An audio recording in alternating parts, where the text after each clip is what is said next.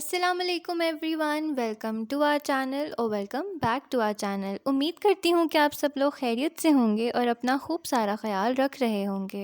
आज हम आपके लिए लेकर आए हैं बहुत ही बेहतरीन और लजीज बीफ स्टू की रेसिपी।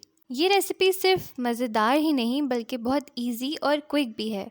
तो let's get into the video and देखते हैं कि हमने बीफ स्टू कैसे बनाया है। प्रेशर कुकर में 1 कप तेल डाल लेंगे। उसमें हम शामिल करेंगे 4 इलायची, 2 दालचीनी की स्टिक्स, 1 बड़ी इलायची, 3 से 4 लौंग, 12 से 15 साबुत काली मिर्च।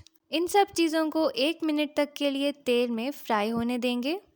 अब हम इसमें 5 दरमियानी कटी हुई प्याज शामिल कर लेंगे। प्याज को हमने मुकम्मल तौर पर फ्राई नहीं करना है, हमने इसको महज तब तक फ्राई करना है जब तक कि इसका रंग थोड़ा गुलाबी नहीं हो जाता। अब हम इसमें शामिल कर लेंगे 1 खाने का चम्मच सफ़ेद ज़ीरा और इन सब चीज़ों को अच्छी तरह से मिक्स करके हम इसमें डालेंगे गोश्त। हमने यहाँ पर 1 किलो गोश्त का इस्तेमाल किया है, आप इसकी मिकदार कम या ज़्यादा अपने हिसाब से कर सकते हैं। गोश्त को अच्छी तरह से मिक्स करके हम फ्राई करेंगे और फिर हम इसमें शामिल करेंगे 2 खाने के चम्मच अदरक लहसुन का पेस्ट। अब इसको मिक्स करके हमने गोश्त को तब तक भूनना है जब तक कि इसका पानी खुश्क नहीं हो जाता और इसका रंग मुकम्मल तौर पर बदल नहीं जाता। हमने यहाँ पर 12 से 15 साबुत लाल मिर्चों का इस्तेमाल किया है, आप इसकी मिकदार अपने जायके के हिसाब से कम या ज़्यादा भी कर सकते हैं। नमक हस्बे जायका। उसके बाद हम इसको अच्छी तरह से मिक्स कर लेंगे और इसमें हम शामिल करेंगे 1 कप दही।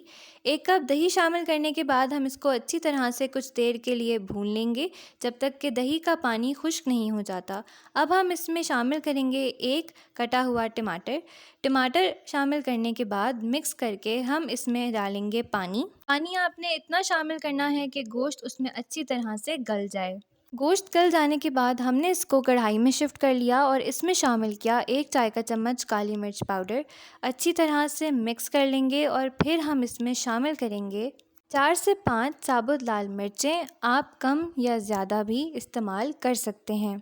अब हम इसको अच्छी तरह से भून के कवर करके तब तक पका लेंगे जब तक कि इसका ऑयल अलग नहीं हो जाता।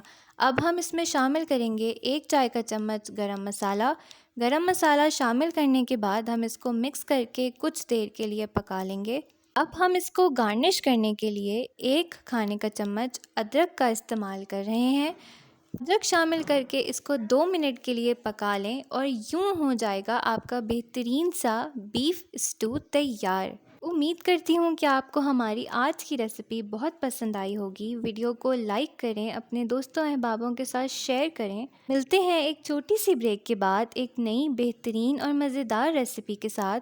तब तक के लिए हमें दीजिए इजाज़त, अपना ख्याल रखिए। अल्लाह हाफ़िज़।